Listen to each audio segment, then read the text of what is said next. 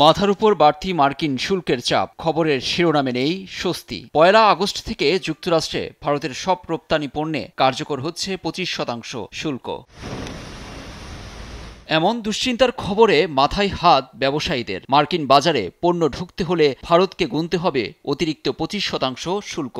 এতে বাড়বে ভারতীয় পণ্যের দাম, প্রতিযোগিতামূলক বাজার থেকে এক প্রকার ছিটকে পড়বে বাংলাদেশের এ প্রতিবেশী দেশটি।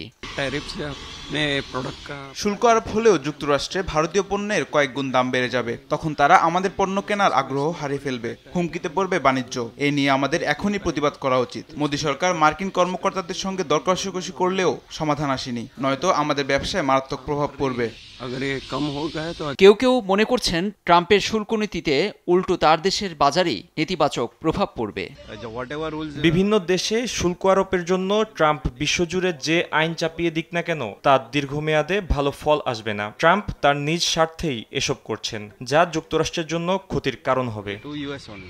ভারতের কেন্দ্রীয় সরকার নিজেদের কৃষক, উদ্যোক্তা এবং ক্ষুদ্র, ছোট ও মাঝারি শিল্প খাতের কল্যাণ ও উন্নয়নে সর্বোচ্চ গুরুত্ব দেয়। জাতীয় স্বার্থ রক্ষায় প্রয়োজনীয় সব ধরনের পদক্ষেপ নেওয়ার কথা বলেছে মোদী প্রশাসন।